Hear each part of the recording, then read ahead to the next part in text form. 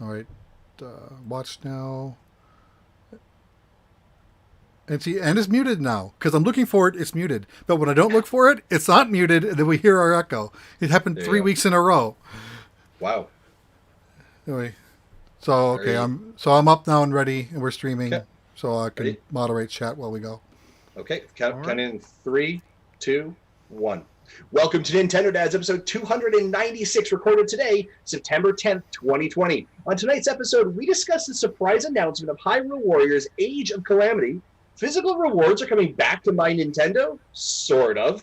Breakdown of Ubisoft Forward, and special guest, Zachary Ryan from IGN and NVC. Jesse, cue the music.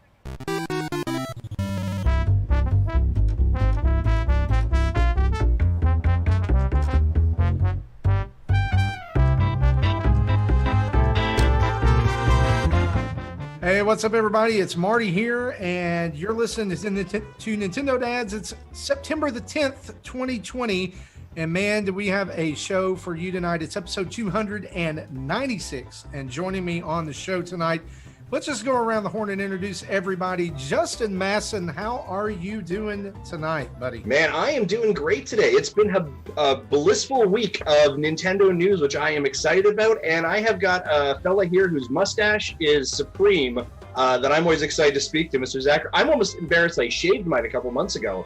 I should have kept it in preparation for this. You are, like now you're like there's 4 out of 5 of us. Yeah. With exquisite facial hair, and you have nothing. My wife hates facial hair. It's just bad. Yeah, there was a whole protest for the entire month that I had that mustache. It was not good. I'm not going to. It was a bad situation for me, gentlemen. It was a bad situation for me. Well, also joining us tonight, Jesse Waldak. How are you, buddy? Pretty good. There was protests when I shaved, so Oh, that's fair. I remember when you shaved, but Yeah. you had to. Yeah, because had surgery going on over on this side of my face, and then ever since I've grown this out. So this is almost a year of growth. Yeah. Yeah, that was the quickest GoFundMe page I've ever seen fulfilled to get your beard back. It was incredible. Speaking of face, and this is totally an aside, you just saying that my father-in-law got hit in the face yesterday with a golf ball. Oh, geez. It has the thing, it has the marks on his face. Oh, the like divots? individual The dimples? Yeah, it's like at first I was concerned, and then he laughed about it, so I laughed, and then he slapped me, and it was all good. Sorry, hold on a second. Hold on. Did you hit him with the golf ball? I did not. I don't play golf. Oh, okay. So A why did he mutual slap friend you of then? ours. No, that was just he did. Oh, okay. Okay, cool. He's kind of like a burly mountain man, and that would be something that he would do. Got it. Speaking of burly mountain men, Tim Off from up north. How are you, buddy? I'm doing great. I don't have the mustache, but I think I've got the beard going. So Yeah. it's coming together here. So I gotta have it. I'm getting it ready for the winter here in Michigan. So, but I'm Awesome. doing great. And even though it was the first, really hefty work day for my son for school, it was still pretty good. So. Awesome. Also, as Justin has already mentioned, and joining us on the show tonight from IGN and the Nintendo Voice Chat podcast, Zachary Ryan. We are so excited to have you here. How are you? I'm doing great. Thank you for having me. I'm excited to be on the show, you guys. This is cool. Awesome. Thank you. Appreciate it. Awesome. We're looking forward to the dad jokes. Let them Okay. fly Yeah. here very comfortably, right? Damn, now you're putting me on the spot because I know. It's Whew, I'm gonna have But to But that's the bring my thing gun. about dad jokes. They just the good ones are the ones Yeah. that just come to you in real. That's right. Yeah, You that's right. you can't plan those ahead. Can't Right. force We- dad jokes. we were a little disappointed you didn't bring Brian as your small son, but I mean, that happens too. You know, Right, I so- put in an honest inquiry, and he was just too busy this evening. So, yeah. Well, hopefully, again, and for those of you that know, Zach is obviously in the Bay Area. Hopefully, things are going okay there for you. We know it looked like the final boss level in Breath of the Wild recently.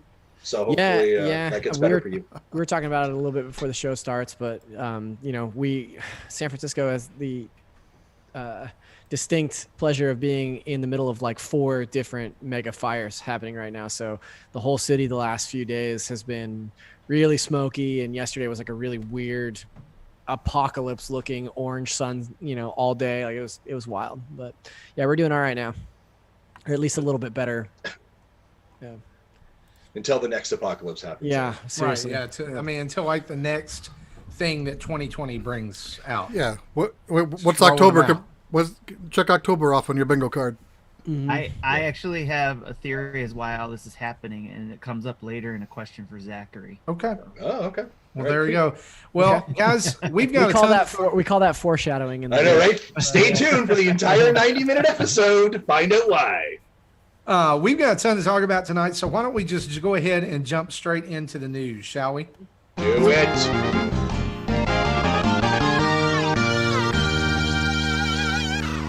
And if you're a longtime listener of the show, you know that our news is brought to us each and every week by you fine folks over at patreon.com/Nintendo Dads, where you can jump into our community for just $1 a month and be a part of our Discord and be a part of all kinds of shenanigans and other fun, awesome, wonderful, and yes, even sometimes risque things that are happening over there.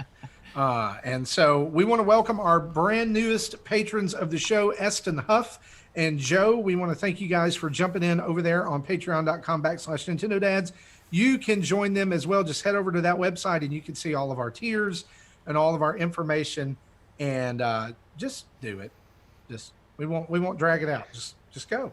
Just go. The writers that guests like Zach have for us, he only wanted purple M&Ms, right, from a small Which is tough island. because purple M&Ms don't exist. So that's I know, which is even tougher Only for around us, Easter. right? Yeah. Mhm. So to be able to send that to him to fund him, it's tough, guys. So head over to Patreon. I really appreciate it though. Yeah. You're welcome. Great. They're in the Absolutely. mail.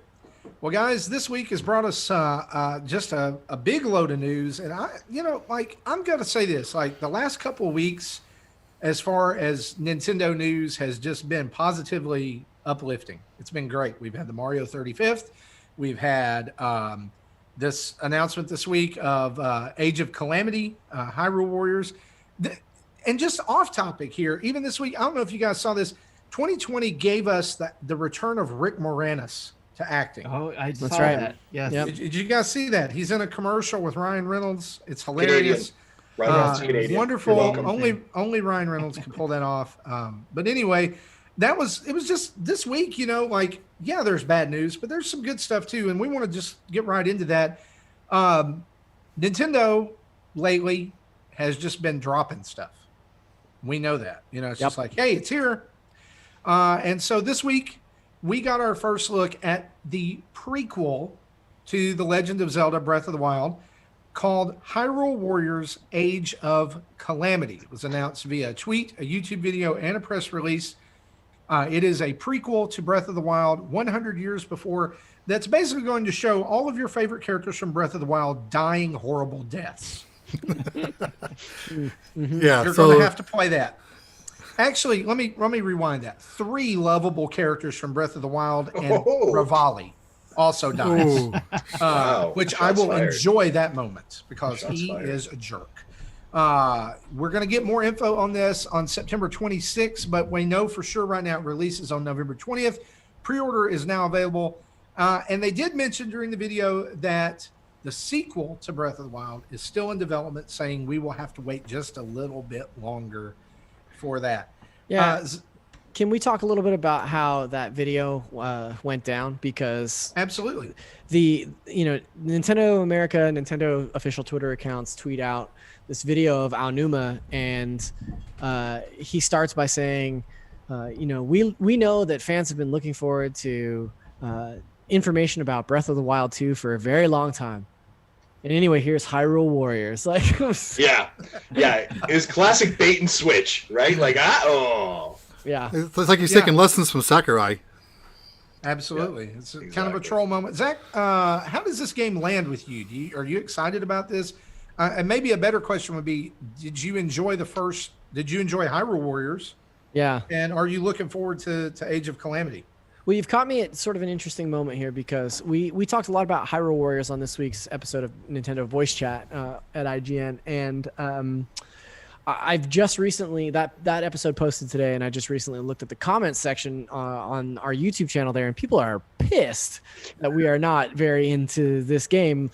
And I did not play the first Hyrule Warriors. Not much of it anyway. I played a little bit of that, and I played a little bit of the Fire Emblem Warriors game as well. But Musou games have just never been my forte. And so I was,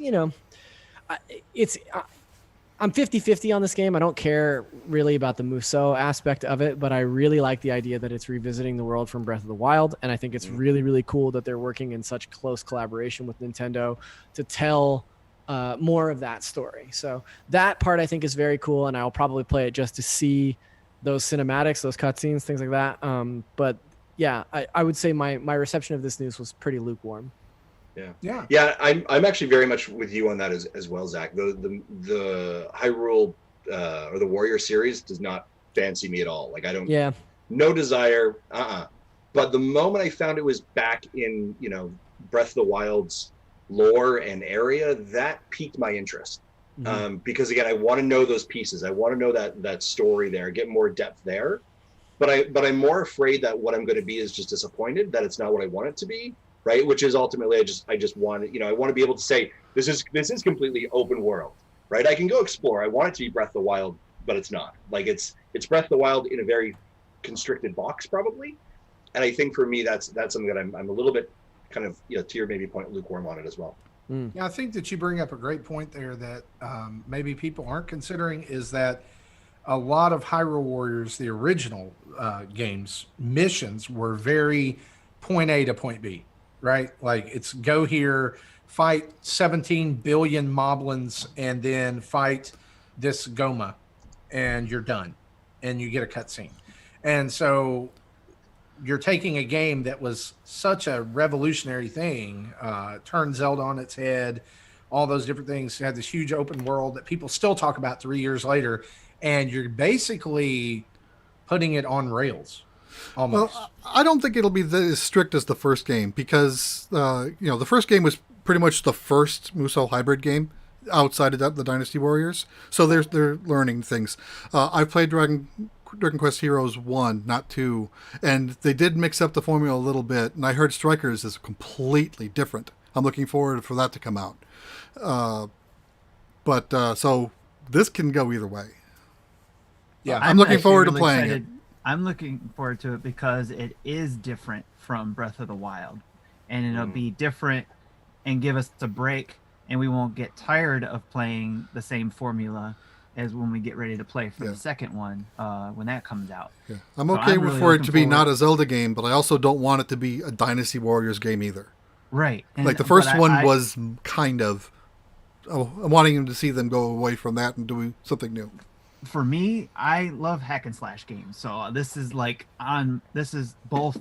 I'm going to get hack and slash in a Zelda environment and get the story of the prequel story for it and prepare myself for the second one. I'm super elated for this game.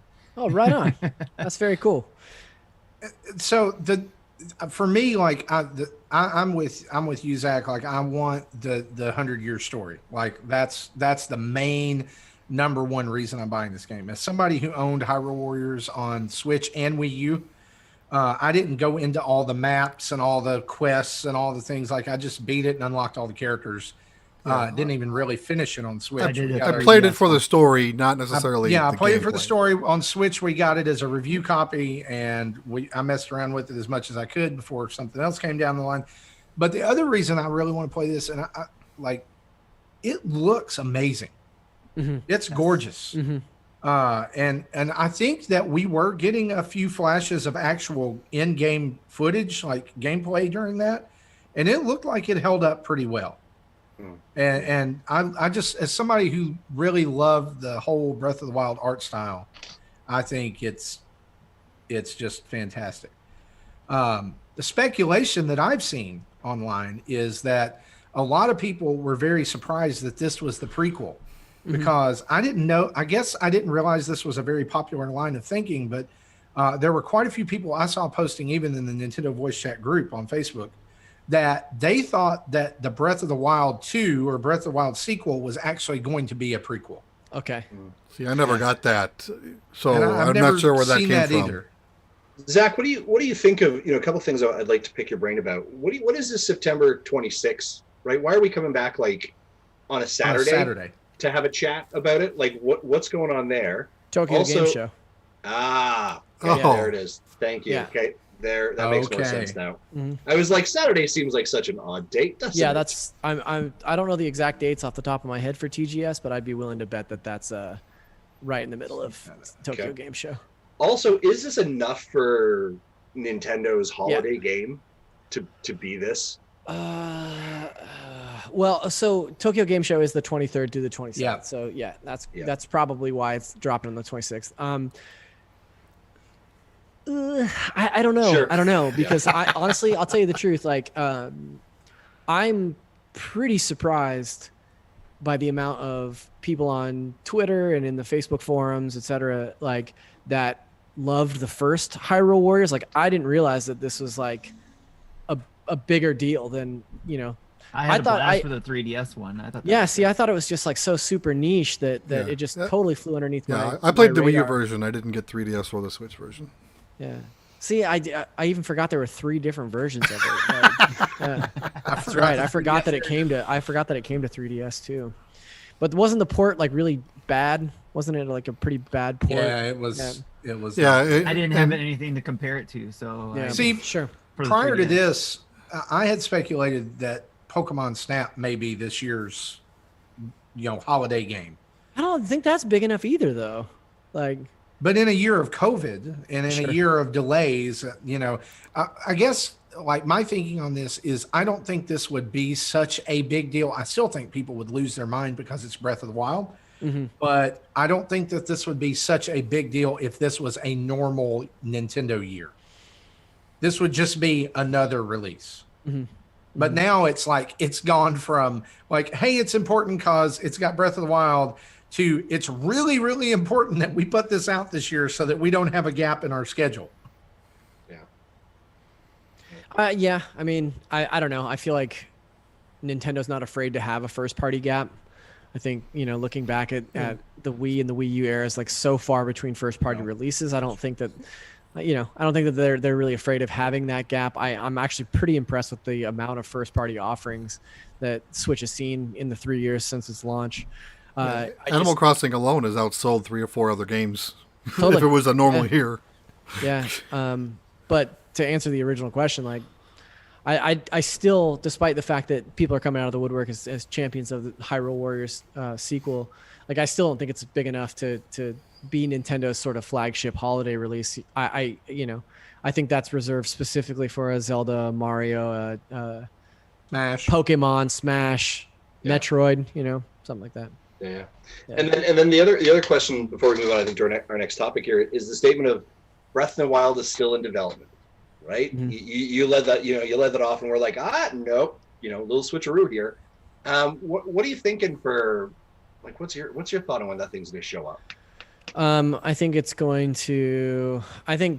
we're going to see an upgraded Switch, probably in the spring of next year. And I think Breath of the Wild 2 is going to be the system seller for that. Like, that'll be, you'll see an enhanced version of Breath of the Wild 2 for whatever the Switch Pro turns out to be. But yeah, the rumor mill that's generating up behind the Switch Pro now is like the legs are too long for that to not necessarily be the case. So yeah, I feel pretty good about that. I'd be willing to put a hamburger bet on there, but Ooh, a hamburger bet. Yeah.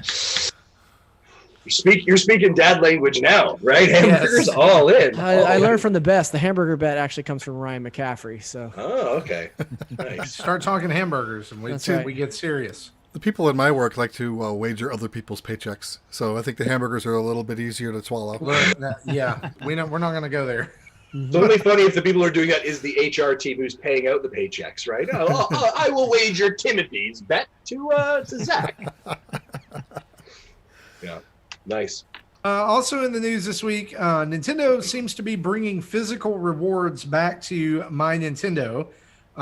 Each of these that showed up have to be claimed, selected and claimed separately. Xenoblade Chronicles Definitive Edition phone ring holder, 3 sheets of stickers, and a postcard set for Splatoon 2, 1,200 platinum coins to order all 3, and then $5 shipping plus taxes when you place your order. Here's the deal. I don't think it's really all that hard to say that My Nintendo here, at least in North America, we've kind of gotten the short end of the stick as far as physical. I would like to level that one up. All right. Okay. So in Canada, we don't get any of this. Zero. So I was like, oh, okay, cool. I'll check this stuff out. I'll tell you what, I will Zero trade in you Canada. I'll trade you this for national health care. I mean, that was going to be my counter argument. I was Same, like, yeah. I don't get a Xenoblade key chain, but I do get national health care. So I will simmer down on this one. I'll tell you this: we'll trade you the phone ring holder for national health care, and we'll throw in the Splatoon 2 postcard set and the sheets of stickers for Trudeau. That's fair trade. That's Yeah. Okay. I don't know. We might get those Splatoon keychains as well. For you. Who knows? Thanks. Appreciate By the that. way, where are those? Well, I think those were part of the Mario 35. Or So is here's it the Splatfest? So, for example, like the T-shirts that were available, we're able to get those. Like, so I've already ordered mine. It's already shipped and supposed to be here like pretty soon. So we were fine there. But the My Nintendo rewards specifically in Canada, the physical items we can't get. They're all the digital. Can I I tell you? can't get it either, so don't worry about it. I almost thought about buying one of the shirts because I went to the site and I was looking through the sizes and I was like, Nintendo, you got the super fat sizes on here. Sure, like, I could get a shirt. Yeah, they got some Like, big kid. They got the big kid sizes. They got the big guy size. Yeah. And I almost ordered one just for that, but then I was like, I don't have the money. Those things were like $30. Yeah, they're expensive. Yeah. But Zach, is this? I mean, like, I think this is cool, but like, what are some other things you think we could see out of this, or you might like to see out of this? Like out of just My Nintendo rewards? Yeah, like a physical reward. Where do they go from here? Man, I don't know. I'm a sucker for Nintendo merch as it is. Like, you So wouldn't do know we that bring back looking the at my Zelda house, scarf? but like back going to the desk at the office, like, I just, it's just covered in Nintendo stuff. I would love, my thing is figures. Like, I would love more figures. Obviously, Amiibo fill a lot of that gap, but they're not free. They don't come to you through, My Nintendo Rewards. Yeah, I don't know. I think that some sort of exclusive figures or something would be really cool. I really hate that. And I'm like you. I've got a whole shelf of Amiibo and Transformers and everything over here in my office. Like, I hate that I missed that Luigi's Mansion, Dark Moon, diorama set with Ultra Pop, and then they had the physical reward. I think it was like the last thing you could get before they changed it over, which was like the Mario statue, and I missed that too. Man, I would really love to have something like that. Like, let's have some incentive here, because obviously 3DS themes aren't doing it anymore. Right. Or maybe even I don't know. Can I get exclusive access to Mario 35 early through My Nintendo rewards? That would be cool to put it sort of behind some sort of Nintendo rewards wall, early access to different things. But Yeah. Before we start asking for more things, what I would like to see is enough things. Wow, fair enough. Well played, sir. That's fair. Because I didn't see this until after, much later, and then when I went to try to go to redeem it, it's out of stock. Sure. And probably won't be back again. And this happened before with the Club Nintendo stuff, where typical Nintendo here. Yeah. Short supply. Yeah. Hot items. I think Nintendo has, like, I love this idea of the kind of like the My Nintendo Club, the membership of it's an interesting idea, but I don't think I've seen them really execute it really, really well, right? And one of the ways I had thought was interesting that I have seen it done. I was when I was in Gamescom in 2018 at the My Nintendo thing. If you showed up at the Nintendo booth and like showed your My Nintendo rewards thing on your phone, then they scanned it, you actually got like swag there. Like, you actually got a lanyard and I think something else. And I thought that was really interesting. Right, again, but I mean, there's very specialized events you could do that for, and I think they've talked about tying that into the Universal Studios locations when they open up as well. So I think like they have this platform, they have this kind of free membership, but I never really feel like they really lean into it the way that they probably could, and really make it feel like, that is something really kind of cool. That is something kind of special. It just feels like it's a half of an idea that never became fully baked. Yeah. Like I feel like it's kind of like something they do because they feel like they have to, but they don't know what to do with it. Yeah. You know, it's like we used to have this really cool Club Nintendo. Oops. What do we do now? And just give them some themes. Yeah. Or some stuff they could download on their computer. I don't know. Which themes would be cool? Switch themes would be cool. That's Switch- a whole nother discussion for a whole other day. Zach, I'll sit in that pocket for a second. Zach, would you want like Switch themes? Would you want like Breath of the Wild themes? Yeah, the ability to look, the Switch interface, the Switch UI is not great, and just like the ability to customize it and make it a little bit more personal, I think would be good. I mean, look, I love black and white; they're both great colors. But Add a gray. Yeah, it would be cool if there was, something else to put back there after 3 years. So, Right. yeah, I would mess with Switch themes for sure. I think like at this point, like a Mario 35 That would be so cool. theme is That'd be super a cool. no-brainer. And they could probably make them limited edition themes, right? Like, There you go. Like everything else. yeah. Well, they were doing that. They had a wonderful like background during the announcement that was like gray, and they had like it was like a perfect background. I was like, where is that? Like that should be. Yeah. And they did and everyone's like, the eShop's update. You're like, well, the eShop's updated. Maybe nope, still black and white. Okay. Yeah, Right, it was eShop's just basically a web page. They can change that on the server side without an That's update. true. but just like Zelda, my hopes were high and then got dashed so quickly. A little bait and switch. Well, let's talk just a minute about the Ubisoft Forward event today, because there were a few games announced for Switch. We got to see another look at Gods and Monsters, which by now almost all of us know is titled Immortals: Phoenix Rising. Mm-hmm. Can we all just still continue to call it Gods and Monsters and agree this that that's is a a good much name. better name? This is Yeah, not a good name. Zach, what do you think? Yeah, it's a bad name. I think they Immortals had. Phoenix Rising is a bad name, but I think that Gods and Monsters is probably way too hard to secure some sort of copyright. Yeah, that's what I think. It's been used so many times in so many different capacities that I think that they got into legal issues probably behind the scenes. But My wife is like, she reads young adult fiction just because like she can read like a book in a day. It's This sounds like something she reads. totally. Like, what you reading, hon? Immortals: Phoenix Rising. Spelt with an F and a Y. So Yeah, Right. yeah.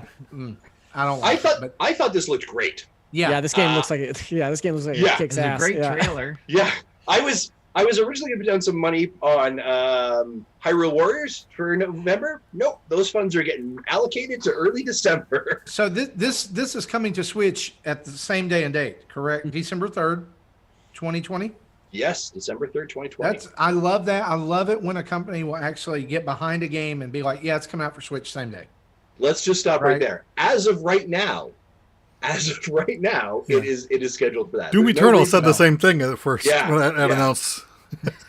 So did Outer Worlds, and that took 9 months later and a horrible port. We still don't have Doom Eternal.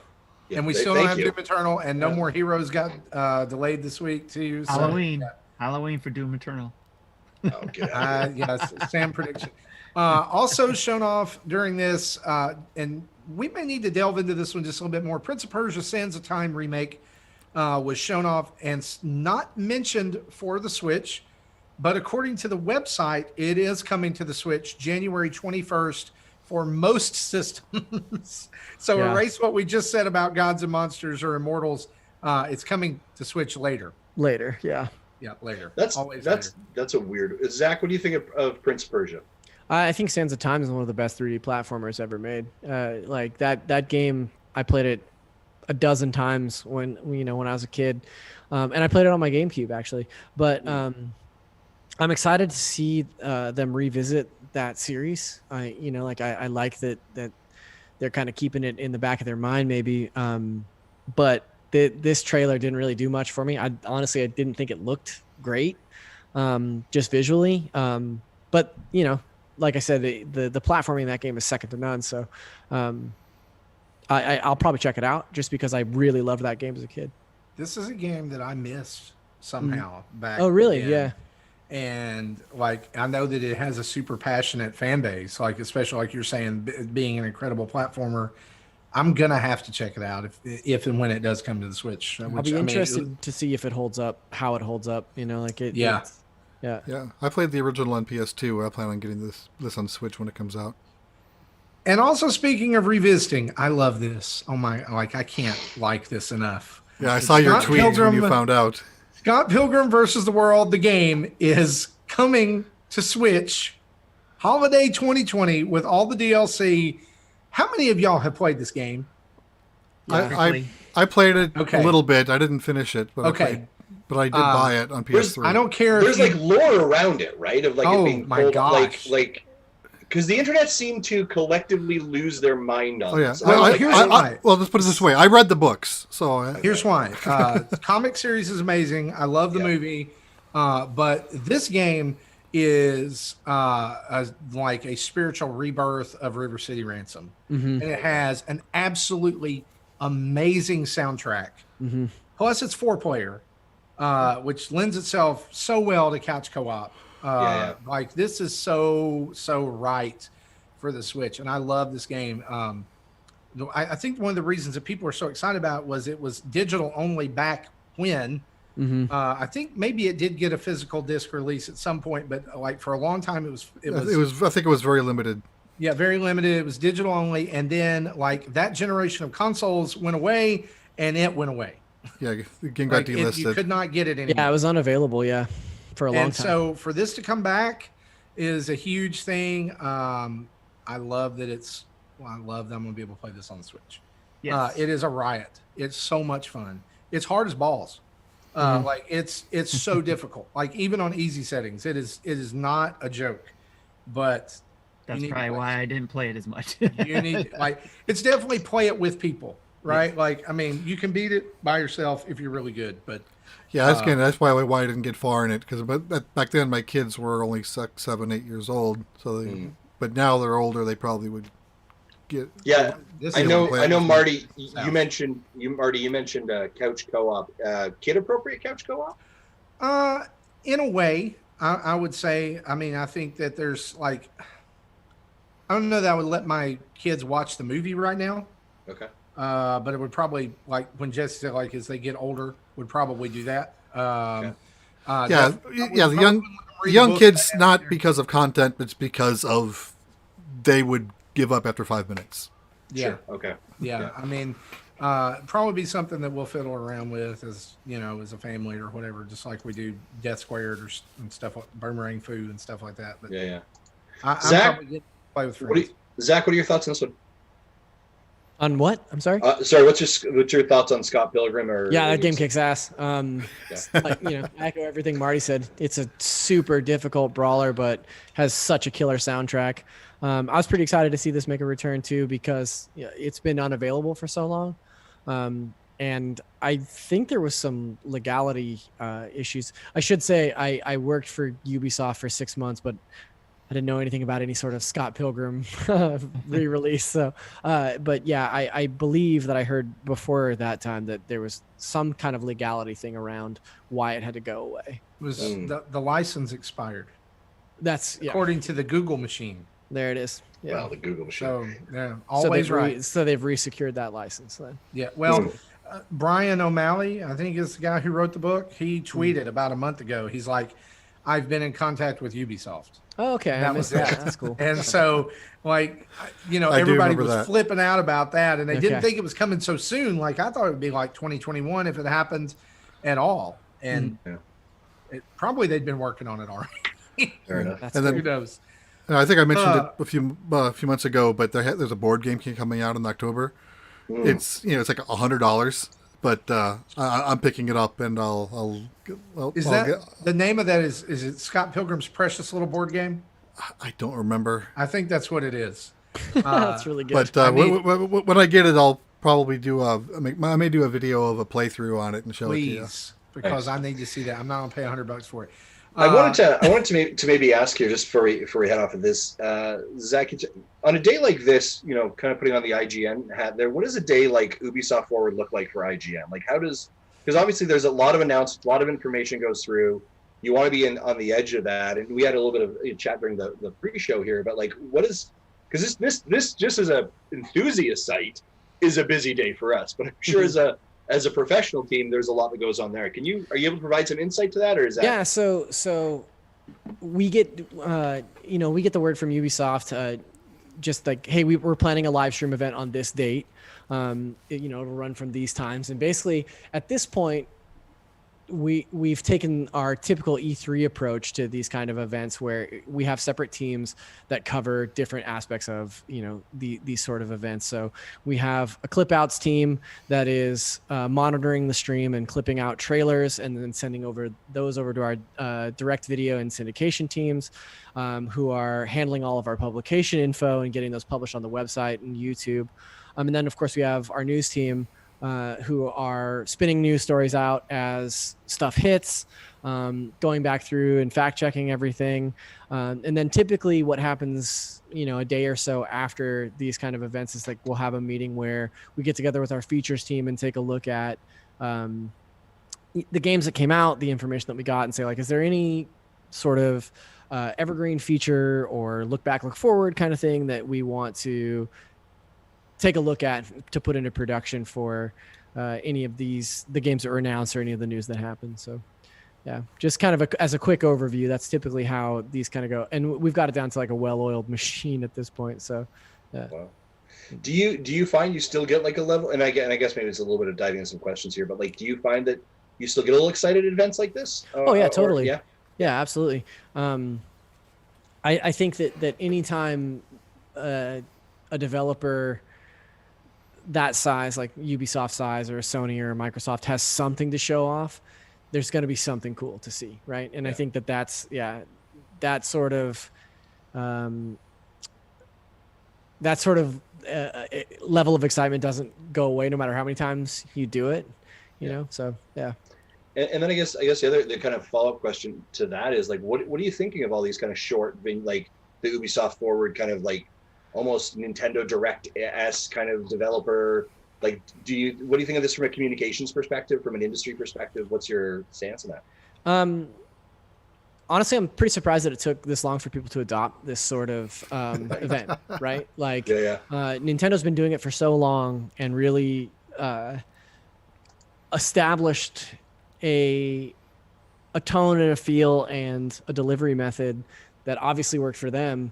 And it's surprising that Sony and Xbox and Ubisoft and Electronic Arts and everybody else didn't follow suit until like mostly this year. Like Ubisoft really, saw Sony State of Play last year, and Inside Xbox has been doing their thing for a while. But this is the year, out of necessity, that I feel like these kind of all digital sort of trickle events have happened, right? Rather than one giant event in the middle of the summer where everybody reveals all their news for the whole year, this sort of digital event in bite-sized chunks allows way more control of how you tell your marketing story, when news hits, when leaks happen. Like it just, there's so much more control from a corporate standpoint that it's surprises me that it's taken so long to adopt. But yeah, it's always kind of shocking, like E3, and I think in some ways even Gamescom, right? It's kind of like everyone the same week yelling as loud as they can at the same time, right? And you're like, well, nobody's getting heard really, except whoever's got the biggest microphone is when it gets heard, right? But I do kind of like the fact that everyone has that moment, that breath, right, to have that conversation.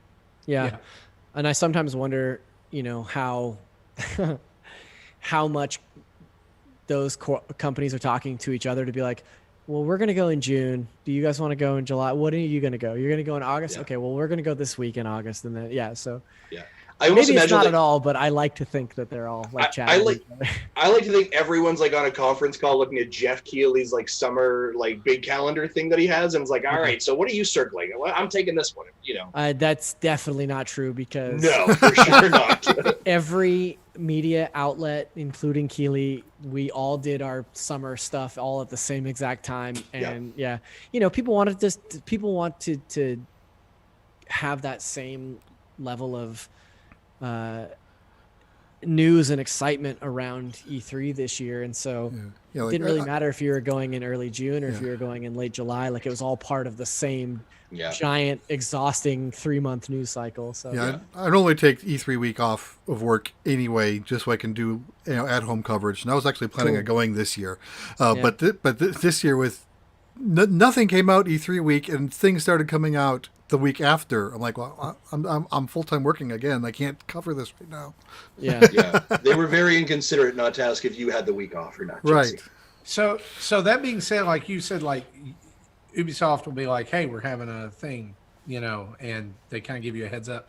So how soon does Nintendo give you a heads up? Dude, or never.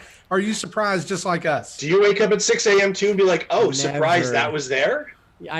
So during the Mario 35th announcement, right, like I woke up probably about an hour after that news had dropped, and I looked at Twitter, and in my mentions, it was people tagging me and Pear and Brian and Casey, the Nintendo voice chat cast, and being like, oh my God, did you guys already record? You got to cover this news. And I was like, oh, Mario must have happened. Like, that's the only thing that would elicit this sort of response. Like, kind of was like Mario, when I woke up too. Yeah, it was like that Mario collection must have dropped. And of course we had recorded the day before. And, Casey and I were like, that Mario collection is never happening. Like, it's never coming out. We're never going to see it. Pear was like, no, I think we're going to see it really soon. And then boom, the next morning. And then 12 hours later. But no, they never prep us. And they, like rarely do we ever get the heads up when something is coming. And so it's this mixed bag of, at one point you're like, yes, this Mario collection is announced. That's so awesome. But also in the back of your mind, you're like, shit, that means our news team is scrambling right now. And there's going to be so much work to do when we get in because nobody knew this was coming and we couldn't prep like that. I've gotten to a point now where I have my Nintendo of America tweets like on Twitter notifications. And I'm like, I know if it goes off at 7, 8, or 9, it's Nintendo. It's an event, right? Yeah. So if my phone goes off and I'm like, oh no. I was like in the drive-through when the Hyrule thing came off. I was like, no, come on, I just want a coffee. Leave me alone. So for like the Mario thing, I had like my alarm went off, and I roll over and grab my phone, and I was like, the YouTube notification pops up, Mario 35th anniversary direct, and I start to open it on my phone, and I'm like, oh no, I got to go to the TV for this. Like, sure. We gotta wake up the house. Yeah. And speaking of Mario 35th, wanted to hit a couple of more news items here before we run out. Just a couple of real quick things. Amazon is now saying that Mario 3D All-Stars is currently the second best-selling game of 2020. Nintendo also this evening confirmed that the Super Mario 35th Direct is now the most watched Nintendo Direct in company history with 8 million views. Wow, that's crazy. 8 million views. Not just pre-orders for the Amazon thing. That's compared to all game sales across all systems for the year. Out of this collection, I just wanted to ask you, Zach, like, out of this collection, which of those 3 games are you most excited for? Honestly, Mario Galaxy. Yeah, I think Mario Galaxy is the best platforming game ever made, and probably the best Mario game ever made as well. But the 3D, I should say, the best 3D Mario game. Everybody knows the best 2D Mario game is Super Mario World, but I love Marty Galaxy might disagree. so much. I love Galaxy so much, and I think that Sunshine is cool. I'm excited to replay Sunshine. That's the only Mario game that I've ever finished once. I've only played that one time. Same. And that's the Mario game I haven't finished. Mario 64, I probably played last when it released on the Wii U on the eShop. And I remember when I played it then, I remembered that I didn't feel like it had aged particularly well, especially the camera. So I love Mario 64. I played it a million times when I was a kid. But I think an up-res of that game is kind of a bummer.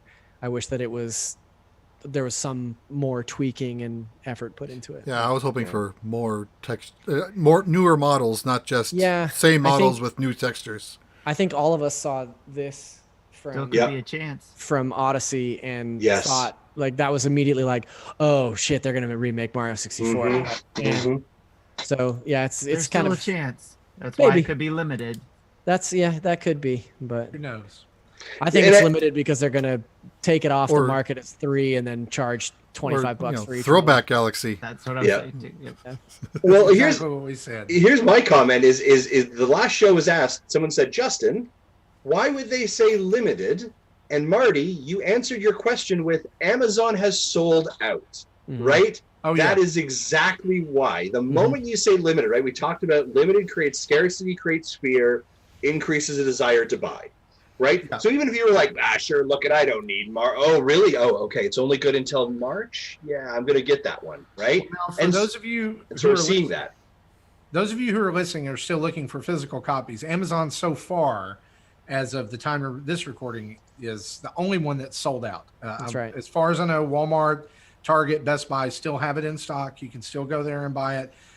So if you're looking for that physical copy, that the get the thing, then that's where you need to go. Also, the 35th anniversary pin set has been shown that it only requires 5 of the 6 missions. However, purchasing 3D All Stars is required for the pin set. That is the one you must do. The good news in this is that means you don't have to play Mario Kart Tour if you don't want to. I still did it. I've gotten back into it too. It's terrible. I mean, it's just terrible that I'm back in it. Like I'm all day long. Like now, like today, it was like anytime I had a break, I was like, I can go race. Anyway, I have so many things about that game. But anyway, let's talk about some rumors. Do it. Wrong one. This one.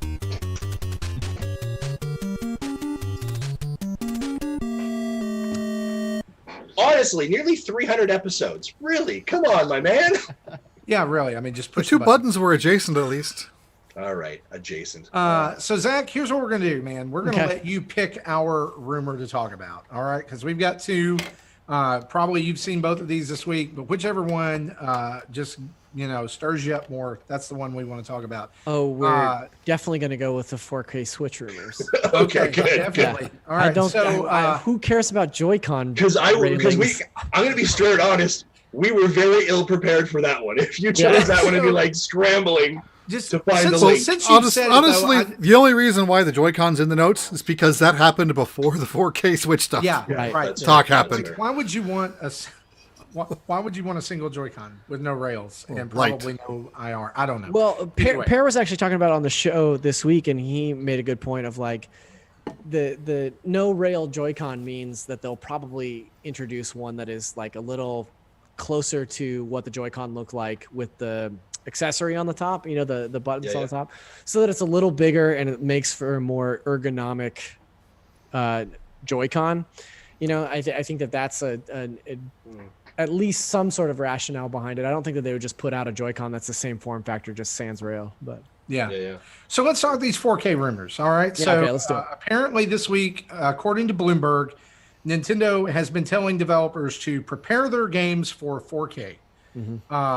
This is also on the heels of Bloomberg also reporting that Nintendo is looking to ship about 30 million units of hardware for the current fiscal year due to demand not being met.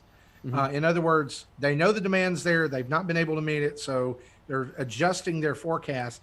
But also, you said something earlier in the show that I thought was really important, and you said that there's too many rumors, there's too much going on behind a 4K Switch. The legs are getting too long right. for this not to be maybe something. Yeah. So what do you think? Where is this going? Obviously, you said probably spring of next year we're Switch Pro. I guess the question really is, what do you think that's going to look like? Probably like a bigger Switch. Probably like a bigger, beefier Switch. I think that like we saw with the Nintendo 3DS XL, like I don't think that Nintendo is looking to completely redesign what the Switch looks like or the Switch's functionality. I think what it's going to be is just a a bigger screen, a bigger chipset, and a beefier chipset, and a very similar design behind it. So like we've had the updated SKU, and it's like Switch Mark II, Right.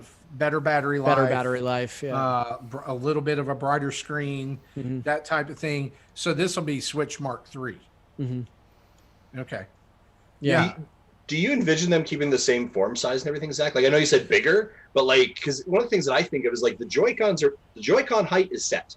Do you know what I mean? Like, that's like, unless they literally say we're now going to make bigger Joy-Cons, right? But like, do you see like maybe just a bezel changing or? Yeah, the only thing that I would like to see, like, I'd like a Switch to be the exact same size, but have a bezel that is closer to what the iPhone 11 looks like. Right. So it's just straight to the edge, like just a full wrap around.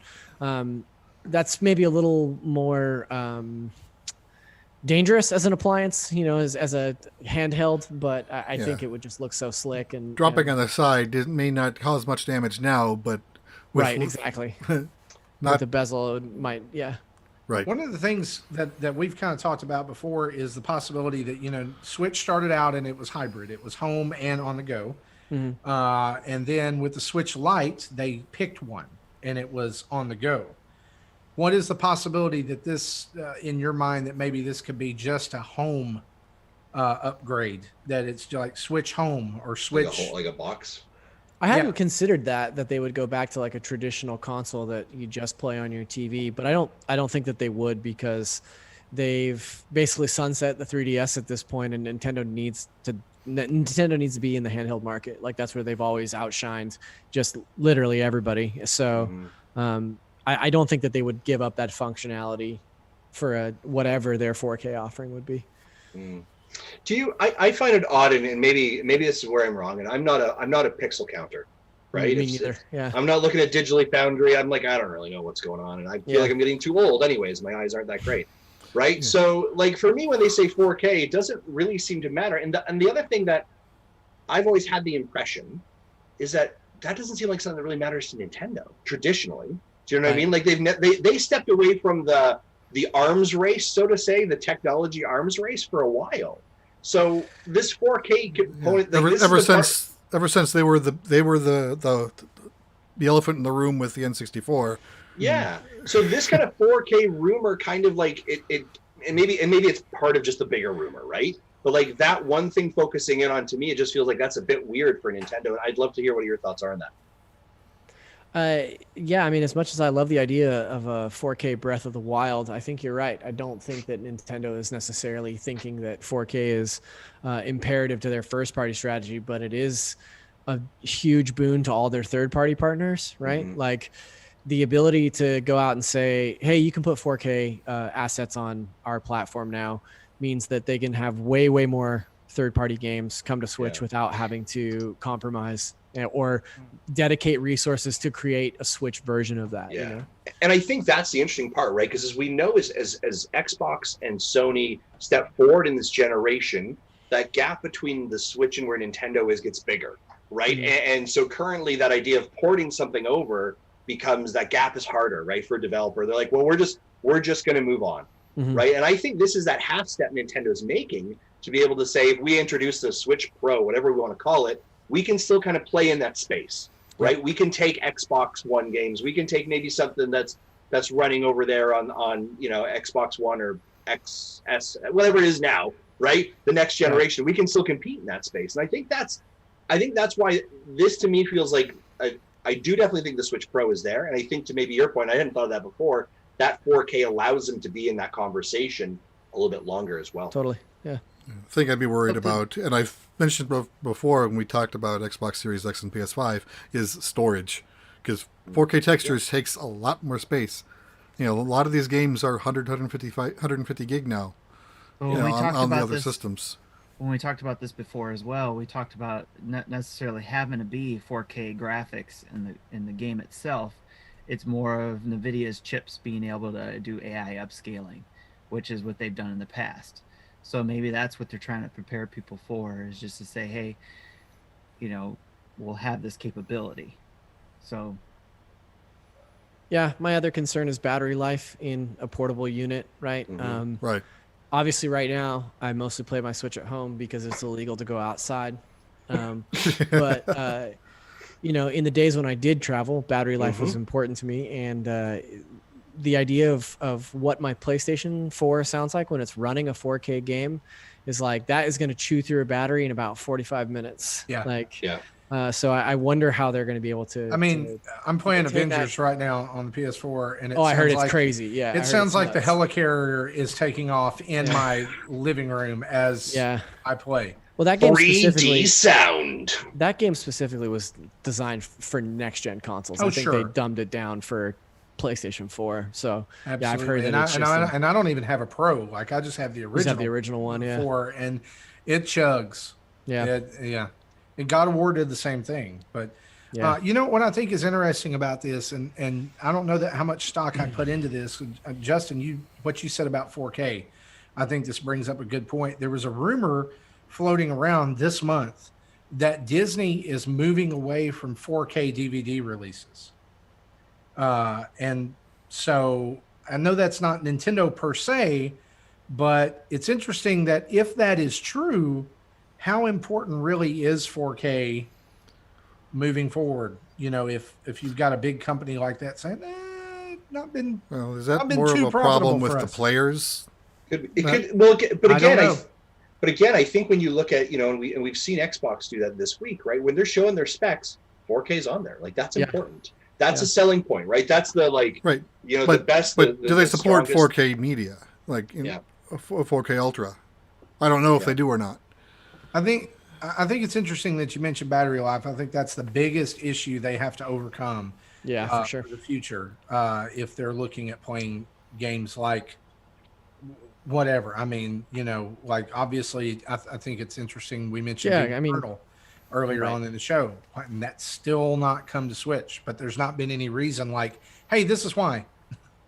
Like, can you imagine like how much money Nintendo's missing out on by not having Assassin's Creed Valhalla on the Switch, and like what it would take to run a game like that in November? Like, it always amazes me that, and I mean, Nintendo is probably like they're doing Scrooge McDuck back here anyways, back swings with their buckets of money. They're probably fine there. But to me, it's always more of a almost, and I maybe it's the wrong way of positioning it. So correct me if I'm wrong.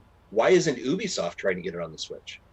Right? Why isn't Ubisoft working with a panic button, right, or a porting company and literally saying like, we need to get this over there because we believe there's value. And now the other argument of that is I look at like, again, I hate to pick on Outer Worlds right now, but that was a rough port. Yeah, right? Like that was, but then you see something like The Witcher, and again, not a great port, but good enough. And I don't know, maybe what are your thoughts on that kind of like who's responsible for that?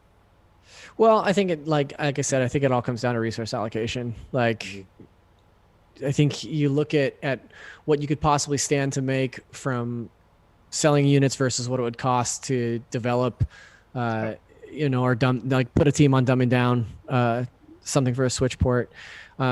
Which I mean, I don't know anything about development, so maybe it's not that much in terms of resource, but that's just my speculation. And then also keep in mind that Ubisoft, way back when I think it was Assassin's Creed Odyssey or maybe Origins came out, Ubisoft was playing with the idea of streaming stuff to the Switch, like Capcom did with Resident Evil 7, from cloud servers, and that was one of their first tests. I think it was Odyssey. But yeah. So they've definitely, we've seen them support the Switch elsewhere with Rabbids, Mario and Rabbids and other stuff.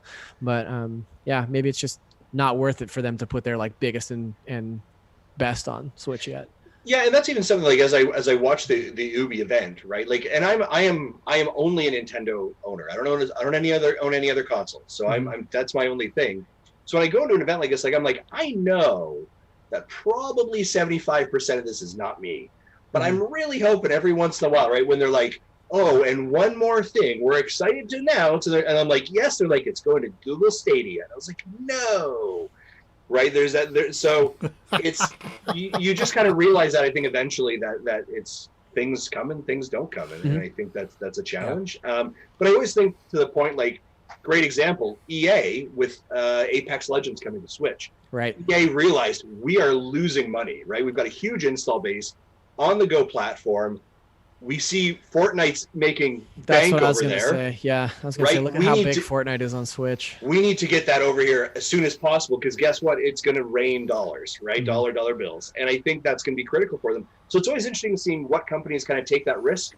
And to your point, understand like the time, money, and energy to put a port on versus the economic reward that goes along with it. But I love like the fact that Ubisoft, Mario and Rabbids was great. Yeah. Right? Like that was such a great game. Yeah. So Starlink, Battle for Atlas, underrated Every gem. time Yeah. there's a Ubisoft presentation, I'm like, where is Mario and Rabbids? Where is the sequel? Like, Yeah. it's inevitable. Like, come on, guys. It was so good and it sold so well. So yeah, like I'm waiting for that because they've done such a great job teaming up with Nintendo. So I would love to see some more of that in the future.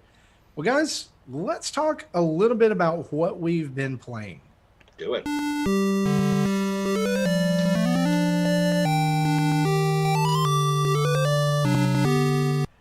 Mr. Zachary Ryan, you're our guest, and that means you get to go first. And so, Yeah. what have you been playing? This week, I've been solely dedicated to one game that I can't talk about yet. It's, it's more than one game, but Okay. but prior to that, I was spending a lot of time with Spiritfarer on Switch. Oh. I don't know if you guys have played any of Spiritfarer, but man, what a charming little game! Like, what a cool concept for a game, like this weird hybrid of all these different genres. It's part Animal Crossing, part Stardew, part platformer. Like, it's a really cool game, and it's wrapped in a pretty endearing story. Looking forward to getting back to that one. But yeah, it's probably one of my favorite games this year. I've been watching my wife play that when I'm playing other games myself. Yeah. And That sounds difficult. How do you do both at once? Actually, that's what I'm saying is like when I'm trying to play my game, that catches my eye. What she's playing, especially like the other night, she was catching comets. It was comets raining down, and I thought that was pretty spectacular. I was like, that is pretty sweet. What's going on in that game? She tells me all about what's going on and what she's got to do, and it just whenever I do watch it. It just looks like a beautiful game. It is a beautiful game, but beautiful in not just what it looks like, but how it looks like it plays, how it feels, how, she said it made her cry a couple times. So yeah, it's so basically you play this character Stella who takes over for Karen on the River Styx. And so your whole job is to ferry these animal people to their afterlives. So, there's a lot of really touching dialogue, and it's just a really beautiful game. The animation is like silky smooth and looks sort of reminiscent of like a really great animated film. Like, that's probably. I seriously found myself while playing it thinking this could be like a Miyazaki film. Yeah, totally. Yeah. Like that vibe. And I love the it's so chill. Like it's and like because a lot of those tasks that you have to do are like no pressure. Like it's like, do them at your own pace. So it's like 2D Animal Crossing. Yeah, totally. Yeah, I was playing the Tony Hawk remaster or remake, I guess, and then I'd play like an hour or so of Spiritfarer before going to bed, and that was like a really nice combo. Because on one hand you're doing extreme sports, and on the other hand you're like planting coffee on your boat, which is nice. So cool. Jesse, what you been playing? Okay, so I've been playing Spiritfarer as well. I'm probably the farthest out of all of us. Oh, nice. Marty, take your headset off for about 10 seconds. So he didn't want to be spoiled. So I have 8 of the 11 characters away. So I got 3 left. And nice. Stanley is a weird guy. I've not met Stanley yet in my we may want to put a spoiler alert on that one for everyone. Right. Anyway, when you see Stanley, the game starts getting weird. But I like the game. Yeah, Marty, you can put your headset on again. He's got it. Okay, so I like I like the game. I want to finish it. The game's got issues. The game has crashed on me like every 2 or 3 hours. I have heard that. Yeah. And it's frustrating when you just finish crafting 15 stacks of gold and a bunch of sheet metal, and ink crashed, you lose it all. Mhm. So I think I've lost maybe 3 hours of progress total across the game over 15 to 30 minutes at a time. Just they all add up. So that's kind of frustrating. Even It's funny, I my wife figured the never game would. mentioned that. I figured the game would properly save when you go to sleep at night, but I've had the game literally crash waking up. That's a bummer. And then It made my Switch overheat in the dock. I got the this la- warning on the screen, which was like, your system is too hot. It needs to cool down. And then it went off. Wow. So the last crash I had, I moved my boat toward a city. I made my sheet metal, got to the city, and then crashed. So I loaded the save state. I'm at the city, but I've lost some of my sheets. Weird. So it's weird Like what it saved and what it selective didn't saving? save. Yeah, that's very strange. But I think it's so. I hope they patch that out. But even if they don't, it's a great game. It's worth fighting it. In terms of family friendly, kind of, I'd be reluctant to have younger kids play this. Not because of content. There are 4-letter words here and there, but it gets really kind of dark in the adult themes. Like you meet a married couple who his husband likes to not be with his wife and be with other people. And so, that's, unless you're really ready to have conversations with your children. Nope, not having those conversations with kids. But it is a really relaxing game. There is no lose state. If you don't want to follow the story, you just want to Animal Crossing it, you can do that. And the last thing I want to say, if you think you're stuck and have nothing to do, go fishing. Mm-hmm. I'll stop. I'll end with that. Okay. Nice. Great. Justin. Yeah. What about you? What you been playing? I've got 2 games I've been playing that actually just came out of embargo today. So I'll talk about them. So the first one is Bounty Battle. And this is an indie fighter game from Merge Games. And so here's what I would say. I love the idea of it, right? So the concept of let's take the framework of Smash Brothers, let's put indie characters in there, like the guy from SteamWorld Dig, and here's a guy from Axiom Verge, and all these great indie characters you recognize. So the idea is good. The execution, unfortunately, is not good. It is really not. It's really janky, really buggy. The actual loading in screen shakes and jars. Like the graphics are shaking around and actually does not load well. I never, during any of my matches, actually felt like I was in control of my characters in the way that you need to be in control of them in a fighting game. And at times I'm like, I'm just going to spam buttons. And they actually penalize you for spamming buttons. So it more than anything actually became more frustrating. So the concept is great. The idea of let's provide a platform for all these indie games to bring their characters together. Unfortunately, though, it does not do those characters the due desert and the service that they should have got. And I would probably say I'd not recommend it. I would stay away from that one. I'm so glad you said that because I hovered over it on the eShop today and I was like, oh man, this looks great. It's got Flint Hook in it. And yeah. My video goes live tomorrow. You can take a look at it, but I will say by the end of it, I went, yeah, that's a game. That is a game. And stopped and was like, yeah. So you can check out my video for it. Okay. The other one I playing as well, I love myself couch co-op chaos games, right? I love Overcooked. I love Overcooked 2. Those are the games that I bring the family together for, bring the missus together. I have been playing Bake and Switch, or Bake and Switch.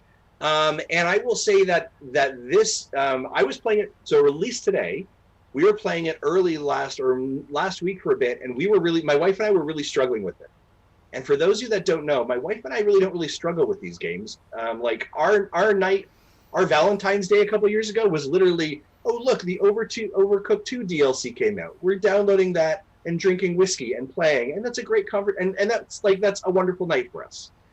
So we're pretty good at these things. We have 4 stars in all of Overcooked 2. It's our jam. before the release, there were some challenges. Like really struggled. Like we couldn't really get past the first level, right? Level 1-1, where you should get like 3 stars, we were getting 1 stars. So it was a very challenging aspect. Since the patch came in today and it's now live, before the show we were able to knock out them no problem. So there may have been some kind of challenge, or difficulty, or settings in there that caused the challenge around it. The interesting part about this is, as opposed to recipes, what you're literally doing is bringing things together. So there's like sticky buns, and you have to bring the sticky buns together. And if you get all the sticky buns together, like a large group of 30, you throw them into the pot, and then you get more points. So the bigger the bun that goes in, the more the pots you get, or the more the points you get, right? So it's a bit of so there's no recipes. That's kind of how you do it. And the other interesting part is that each character also has special abilities. So, for example, the character who's named Salt, he can actually throw like a hook and pulls in everything that's around him. So if you need to bring together these buns to make them, this hook kind of like funnels them together and makes it super easier. I would say definitely enjoyable. I think the framework is there. I think it's very hard for a game to come into a space and be the next Overcooked. And a lot of games have tried this, right? That couch co-op, couch chaos kind of game. But there's a lot of potential here. I think it's good. I could probably recommend maybe 1 or 2 other games before it, but I would definitely say check it out if you're looking for that kind of couch chaos game. It is fun, it is enjoyable, but there is some work that could be done there as well. I think that your opinion on this game kind of changed, right? Because I remember you first said that you were playing it, and you were like, I don't. Yeah. And then the updates happened, and we definitely got more into it, and definitely became a little more favorable. So I'd say at this point, it could be worth a look. But again, I think if you haven't checked out Overcooked or Overcooked 2, go there first. Those are chaos. Yeah. So Tim, what you been playing? Quite a few things, but I'll try to keep this short. Basically, like mentioned before, Mario Kart Tour, getting back into that. Even though we don't necessarily need it, it sounded like I'm still checking it out again. I didn't give it its fair shot, I think, when it first came out. So I think the missions kind of help bring that out. So it's not bad, so I was playing with, having a lot of fun. Another game that I'm actually reviewing that's under embargo, so I can't give too many details, is just Fight Crab. I can say that I'm checking that out, and I'll have details on that once the embargo is done on the 12th. More Animal Crossing. I'm actually doing some updates to my island to change things up a little bit, get things ready especially for the seasons that we have. We get a lot of updates for the the fall season, and in the winter season we get a lot of cool stuff. So hopefully I can accommodate my island for that stuff. Doing the Fortnite challenges with my kids. Actually, they're excited doing some of those Fortnite challenges with me, or helping me. My daughter especially has been helping me a lot with getting the Thor stuff and the She-Hulk stuff. She already collected all that stuff, so she's like, oh, here, I can help you. So we've been teaming up doing duos. That's awesome. Nice. And I actually got quite a few. She just carries you the entire team, game. That's what I expected. I got quite a few victories with her too, so I was pretty happy, So I was like, hey, I got more victories probably in the whole lifetime of playing Fortnite. So that awesome. Rules. And then more Axiom Verge for our monthly mayhem, because we have that going on, and I'm trying to. We're supposed to play 2 games, but this is the first one I'm playing, and I'm a little far behind on that. If I'm look, if you finish this one, you can finish Gato Roboto in like 2 days. Okay. Yeah, Gato Robato's pretty short. It's like a 5 or 6 hour game your first time through. Yeah, it's the second one I'm going to go to is that one anyway. So speaking of Axiom Verge, I keep forgetting that might be coming out this year, right? Axiom Verge 2. Axiom Verge 2. Axiom Verge 2, yeah. At this point, I don't think it's coming. It wasn't in that last Nindies presentation. Last I looked, it's still flagged as 2020, but that doesn't mean anything. It wasn't in the presentation, but I think it was in one of their cards that they've sent out later. Like, hey, here are the ones that we have listed. I think it was there because I remember writing on my list of like, oh yeah, right, circle that one. Yep. Yeah. And those are the games I'm playing. Awesome. Marty? So I've been playing Space Robinson, which just launched on the eShop today. It is a roguelike game, and Justin sent this over to me because I'm a huge roguelike fan. And I'm going to be real honest with you. I saw this one and looked at some of the screenshots and I was like, oh no. Then I played it and I think it's great. It does throw a few little twists into the roguelike formula. And so I think it becomes more roguelite than like, in that there is progression that does save over time.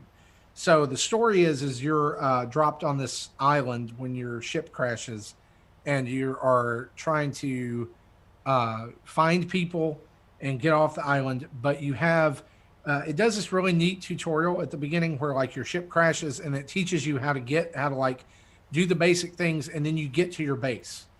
And when you get to your base, there's all these things that are broken that you will eventually fix as you find them, and there's actually level progression as well. It is like Enter the Gungeon. It's like a 2D or 2.5D top-down Zelda-esque looking thing, but it just feels really good. Your character has a wrench that they start out with. That's their basic attack, and you get a gun that has limited ammo, and you have a dash, and that's it. The buttons are a little weird. I've got to check. Like I was just doing like a first look of it when I did the video. And so there's, I've got to check and see if there's like a way for me to change some of those button configurations. Cause like it's all on the shoulder buttons and it's weird to me, because I want it to all really be set up like Enter the Gungeon. Like if I dodge roll and Enter the Gungeon, I need to be able to dash in this game, like Enter the Gungeon. But graphically and the whole package is pretty cool. I thought it was good. There's a video over on our YouTube channel if you're interested in it. You can go check it out. Just playing like the first 20 minutes. I will tell you, I die a lot. It's difficult. Because like I'm just like getting into it and learning it. Sure. And one other thing I do want to mention about this game I thought was really neat is it has a day and night cycle. And so during the day, you're able to see your entire surroundings. And at night, you only have a little bit of light around you and different monsters come out and start chasing you around and doing all kinds of stuff. So like there's a little bit of time element to the levels too. It's like, can I get through this fast enough so that I don't get out the exploding aliens that when I shoot them, they explode and cause chain reactions and do all kinds of things that I can't see around the screen. And there's, of course, being roguelike, you pick up power-ups and do all those things as well. And two, I mean, like the only other thing I've been playing this week is just, I tweeted about this earlier. It hooked me hard is this season of Fortnite. I'm like, oh my gosh, I can't quit. It's the Marvel. It's the Marvel stuff, and that's it. Like I have to have everything. And they did the new update today with Stark Industries and drones that you fight and all kinds of new stuff. You got to go kill Iron Man, and I'm in. Zach, do you play Fortnite at all? I did pretty religiously when it first launched on Switch. I'd been playing it on PlayStation 4 and was getting into it, and then it came out on Switch, and I was like actually winning sometimes because people were new there. But I haven't played probably, the last Marvel event that they did, I think, was the last time I jumped in to check out stuff. So it's been a while since I played Fortnite. If you're a Marvel fan, this season is kind of just a love letter to Marvel. Like every unlockable is Marvel. All the skins, there's different parts around the map. Like you can visit a giant Black Panther statue, and Dr. Doom has moved into one of the neighborhoods and set up a house there. And there's an Ant-Man domain, and now Stark Industries has dropped like on top of a large section of the map. And awesome. They've got like powers.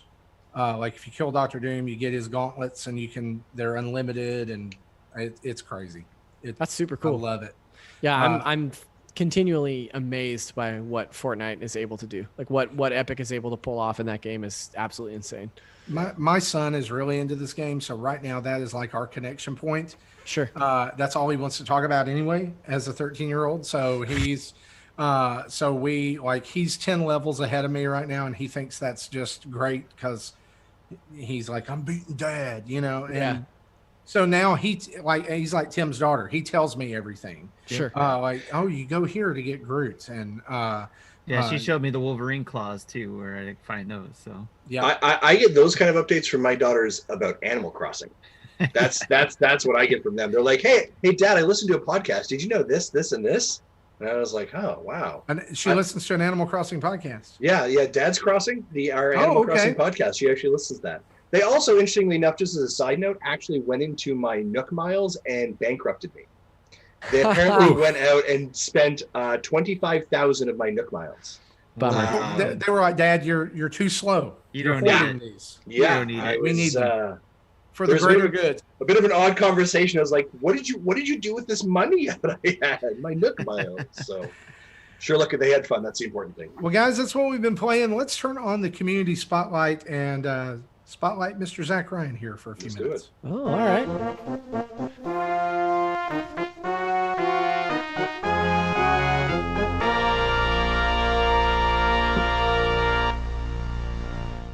All right, Zach. So the community spotlight on our show is a little bit like the question block over on NBC. We allow one of my favorite games. I heard it wasn't a game. Yeah, we let our people send in some questions, but when we have a guest on the show, we also like to turn community spotlight into a chance for you to kind of talk about what you're in and where to find you and all that stuff. So if our listeners, I imagine a good number of them already know where to find you and know where to interact with you, but why don't you give us a reminder what you do, where they can listen to you, where they can interact with you on social media, all that good stuff. Yeah, right on. So once again, I'm Zach Ryan. I'm director of editorial video over at IGN. Your listeners probably would be most interested in my work on Nintendo Voice Chat, which is our weekly Nintendo podcast, Thursdays at 3 p.m. And you can follow me at ZachariasD on Twitter, where I tweet mostly about Nintendo and video games and occasionally about music and politics. So awesome. Yeah. That's great. Yeah. Now, Zach, your title, did it change recently for what you did for were you not doing social media for a while? Yeah, I ran the social team when I came back from Ubisoft. I did that for about 10 months and then moved back over to the video team as director of editorial video in mid-May. Nice. Okay. Yeah. Cool.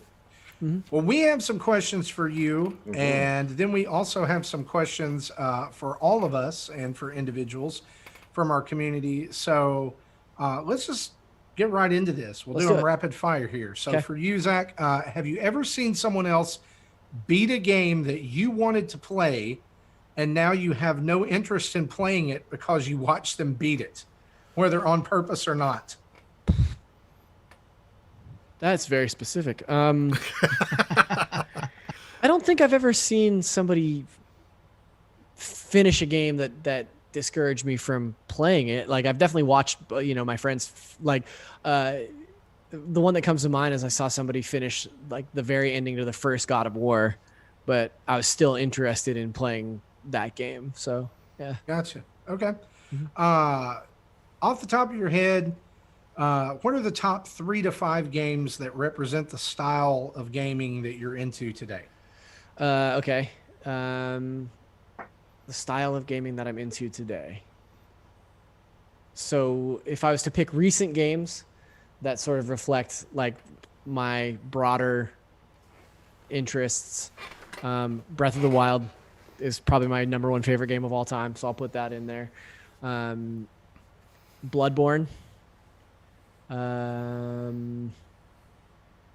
Recently, Super Mario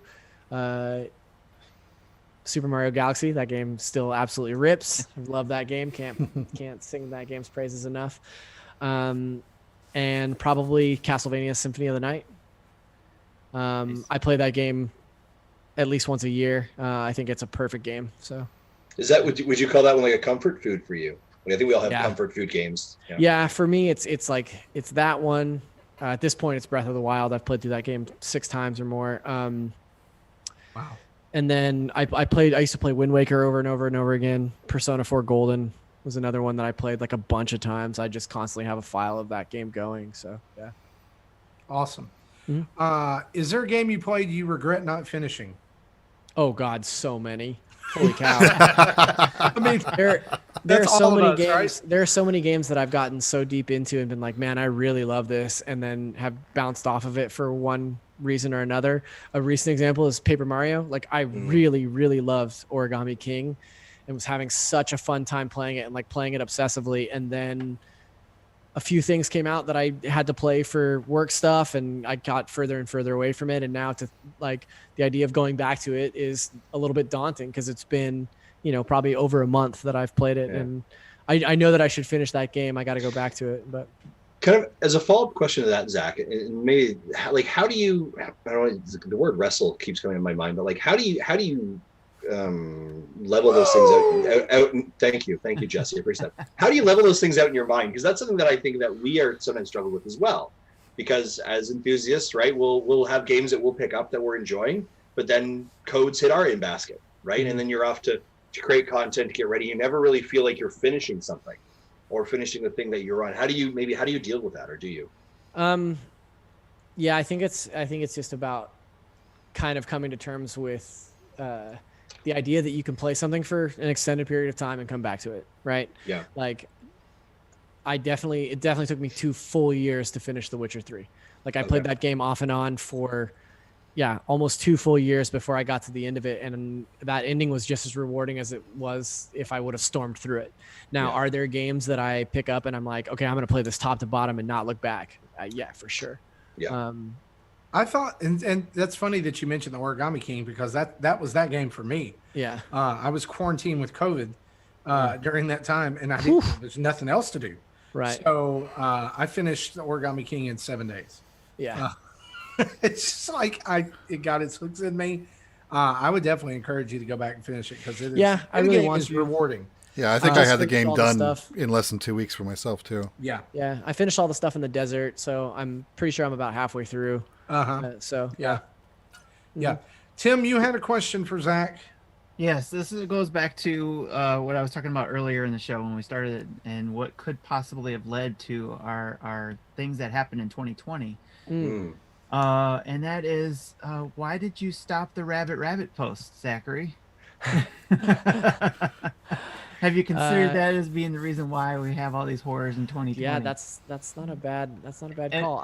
For anybody who doesn't know, it's something that you did, I think, on your Facebook page where you would post once a month at the beginning of the month, rabbit. Yeah, and that comes from just an old superstition that the first thing that you're supposed to say when you wake up on the first day of the month is rabbit, and then you'll have good luck all month. And the reason I've never heard this. Yeah, the reason that I stopped posting rabbit every month is pretty simple. I just stopped using Facebook. Like I barely ever use it. Occasionally I'll That's fair. look in the podcast forums or I'll look at Marketplace when I need like furniture or something. But like I've deactivated my account a number of times. Like, yeah, I don't trust Facebook, so I'm not on it that much anymore. That's I've stopped and restarted using Facebook a number of times over the years. Yeah. I do like the context, though, that potentially Zach is the reason 2020 sucks. I'm not a big fan of that hypothesis, to be honest. But Well, speaking of COVID in 2020, here's another question. What is the strangest thing you've seen or had to do because of COVID? Because of COVID. Seen or... Because here's context. Like, tonight I went to a ball game, like a local community ball game. You mentioned earlier you're in your house, like you're not doing anything. Like, y'all are still locked down, so it's still advised. Yeah, it's still advised that you social distance, and it's strange. I think the strangest thing for me about this has been sort of the opposite of that experience, where like I'm coming up on 6 months of working from home. Like I haven't been in the office in 6 months, and like the IGN office is one of my favorite places on the planet. Like it's a weird idea for me to like the next time I go in there, I don't know when it'll be, but it's strange to not be in the office. And I think the weirdest experience I've had this year is just something simple like walking down the street and going to the grocery store or something and having those thoughts when you're passing people in the street, like, oh, I have to stay this far away. I have to make sure that I'm doing, these things because, you don't want to get it. And like, even more so for me, I don't want to give it to somebody. Like, that's the thing for me. It's like my girlfriend is, she lives with, couple, and one of them is immunocompromised, and we didn't see each other for like 3 months because it was like, hey, we can't hang out together until we figure out the best way to sort all this stuff out. So yeah. Gotcha. Yeah, here it's just like a free for all, man. I'm serious. It's like everybody for themselves. It's like the attitude of a lot of people around here is we got Trump and guns, and so more power to it. It's crazy. Free medical care up here in the Great White North. Yeah. Be honest, Justin. The other night, I had a serious moment with my wife where we talked, and I was like, it might not be a bad idea for us to like consider forming, like, we have a plan. If our house catches on fire, this is how we get out. Let's do that for America. Right. Like, where are we going to go? Your house in a bug out bag. Like, no, I need Justin's address. That's where we're going. Yeah. We're going to Canada. So the Mega Dads have already claimed my house also. And like this studio that I currently record from is also a spare bedroom, also is my office. So I don't know if we have a lot of room, but 4-level split. You're welcome to show up. Let me just say this.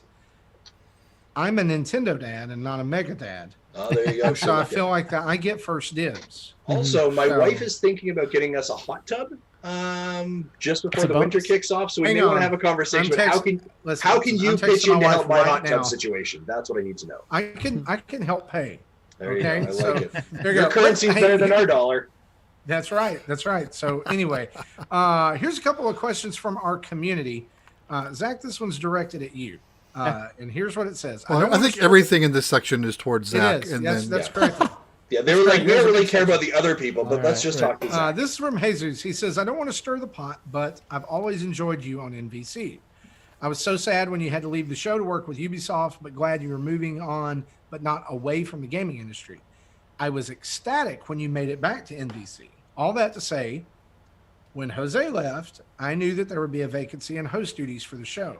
I don't want to play favorites, but your style of leading the conversation made me peg for you to be the next host. And I was a little crestfallen that it didn't happen. No hate to Casey. Glad she's there and the resident Pokemon expert. And finally, here's the question. Did you ever want to be the host of the show? Or has your focus been on other things? Maybe making it difficult to be a host. Glad that two of my favorite podcasts are doing a show together. Amazing. Yeah, I mean, I've hosted that show a lot, and Brian's hosted that show a lot, and Pear's hosted that show a lot. And I think the best part about NVC is that we all come to that hot seat with a different Nintendo background and different, a lot of similar loves, but like different areas of expertise. And gee, that sounds familiar. Yeah, I think that's what makes NVC. And Casey.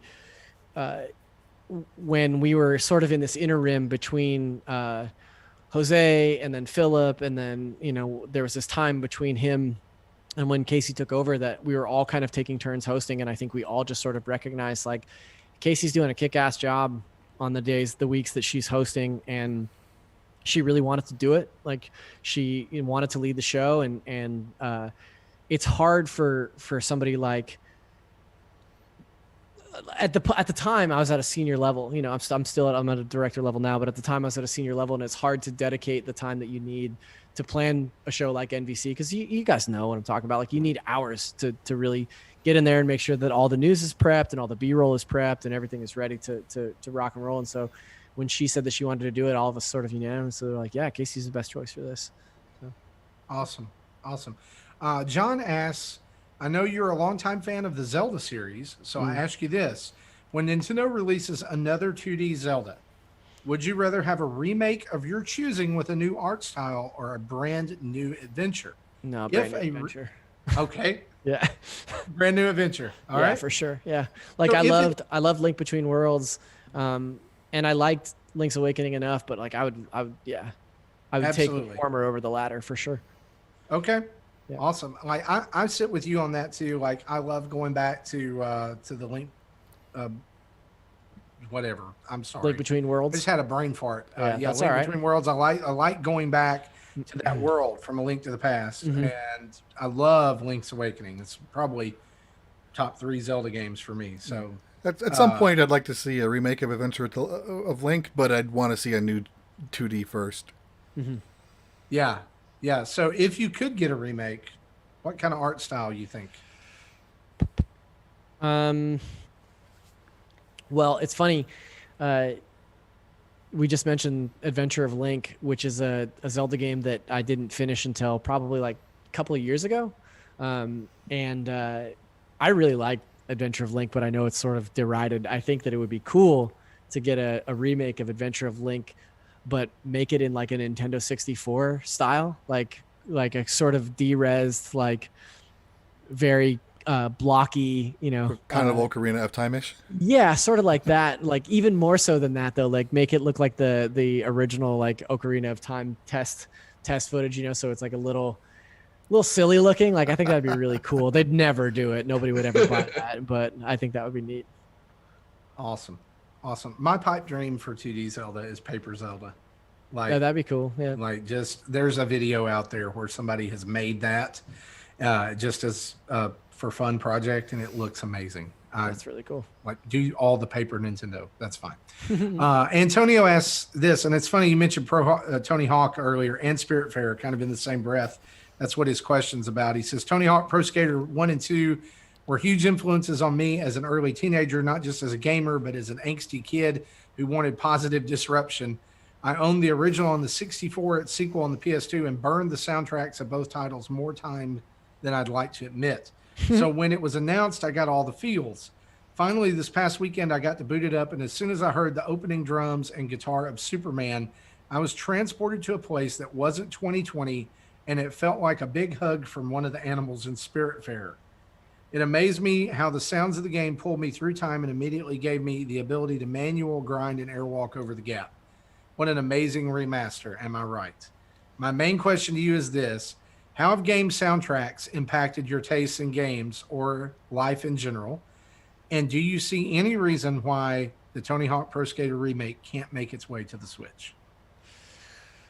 Yeah, Tony Hawk was the big one for me too, soundtrack wise.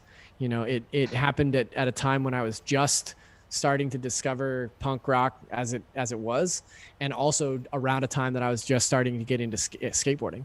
And I was always really terrible at skateboarding, but I got like pretty good at punk rock. So yeah, that was a pretty influential soundtrack to me as well. In terms of like more orchestral soundtracks or kind of standard video game soundtracks, I've never been one to like really go back and revisit soundtracks after a game. But I do think that probably the other big standout to me is Breath of the Wild. Just like how sparse it is in places and how soaring it is in others. Really, like I think that is like a phenomenal soundtrack, top to bottom. And there was a second part to that question. I don't remember what it was. It was. Do you see any reason why the Tony Hawk Pro Skater remake can't come to Switch? Oh yeah. So I'm pretty sure that it is coming to Switch. There was that data mine a while back. I think it was for the demo that found Switch controls, like schematics for Switch controls. So I'm pretty sure that we'll eventually see it on the Switch. I'm kind of surprised, given the ubiquity of the original Tony Hawk, that it's not on every platform as well. But you mentioned earlier, Zach, that one of the things you also do is play some music in a band, correct? Like, Mm-hmm. do you get like? It sounds like music plays a really important part of your life in general. Mm-hmm. Has it always been that way? Yeah, I started playing music when I was I started taking guitar lessons when I was 13, but I didn't really start playing music until I was probably like 16, and I've been in bands pretty much my whole life.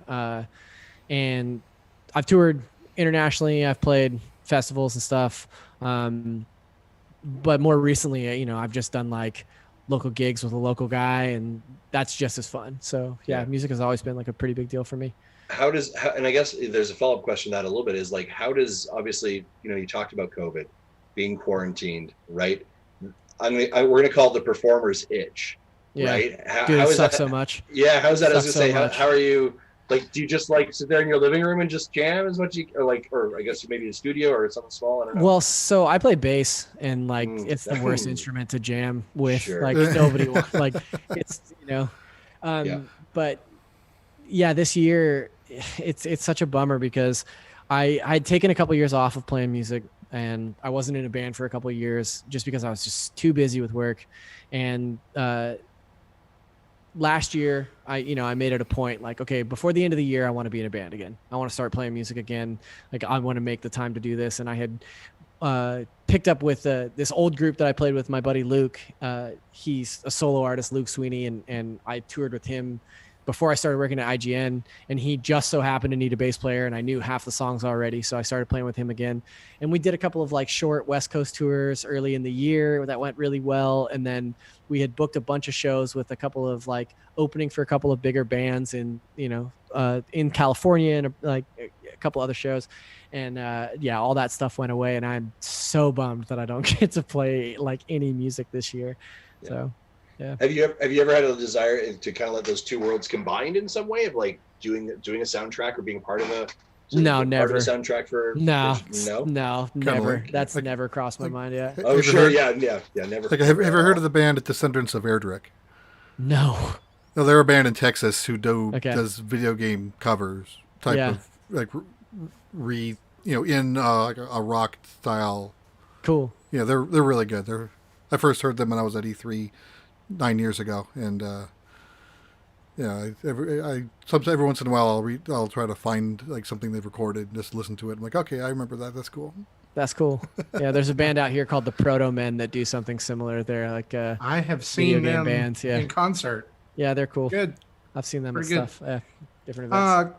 Let's move on a couple more questions here. This is one we want to address from last week's show when we had Antonio on as our Patreon producer. He talked about collecting the Lego Super Mario set and blind bags. And this is from Jeff in Cleveland, Ohio.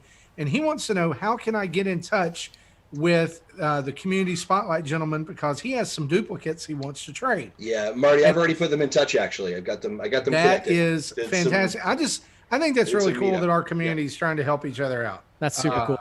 But he did say here, and I just wanted to highlight here, it said, want to compliment you on the discussion during Community Spotlight last week that really hit home with Jesse talking about how time goes by so quickly, and Marty mentioning how our kids want to bond over games, and Tim adding thoughts. It made me want to reflect. And, gentlemen, that was not the only person who wrote in this week and talked about the parenting with Mario conversation, or the parenting conversation in general. Shy Guy talked about that as well. And so, guys, we hear you, and we want you to know that there is more content like that coming. And just like, like Justin said earlier when he was talking before the show with Zach about how we got together and did all this, it was kind of like, hey, you're a parent and you like Nintendo, and we're doing this thing together. Why don't we have a podcast? And so, we love to talk about games, but we love to talk about raising kids too, and being dads, and because it's a huge life.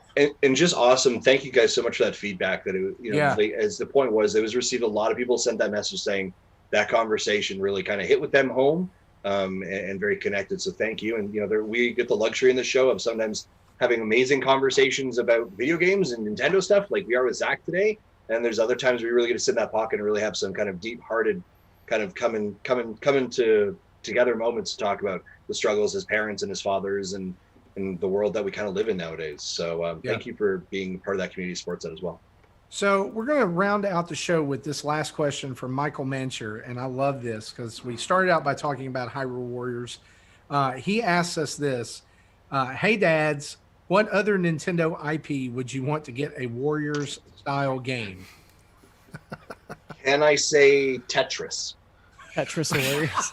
Let's see what those blocks are up to. Right, let's go.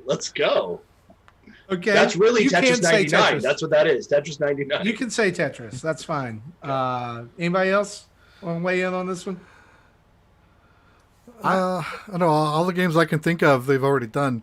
So I have said it before that Animal Crossing and all of the enemies are zombie gyroids. Animal Crossing Night of the Living Gyroids.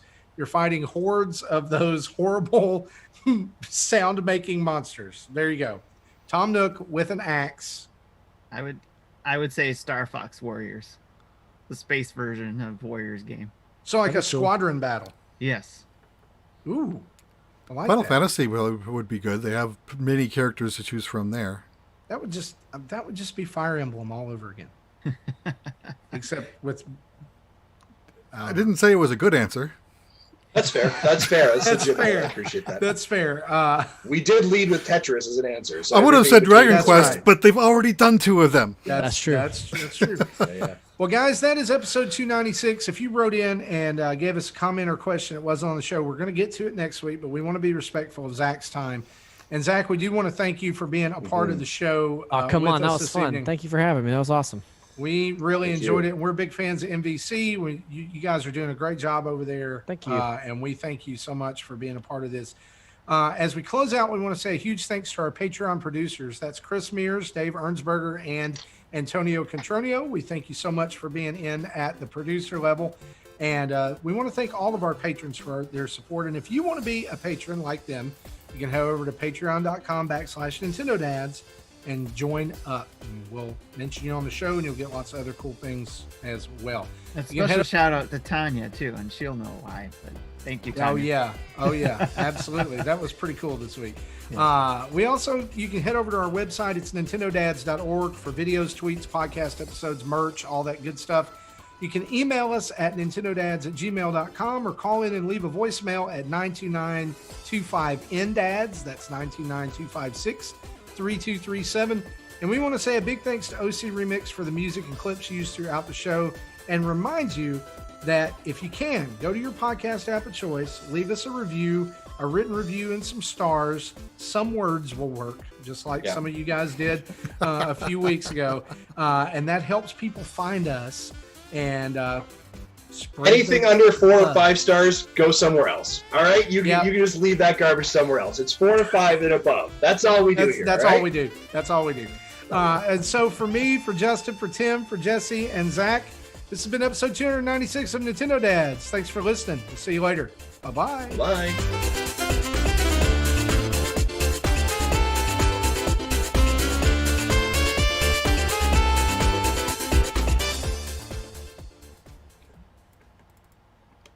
Right on. Thank you guys so much. Nintendo Dads. We sound like the goddamn Nintendo dads all of a sudden.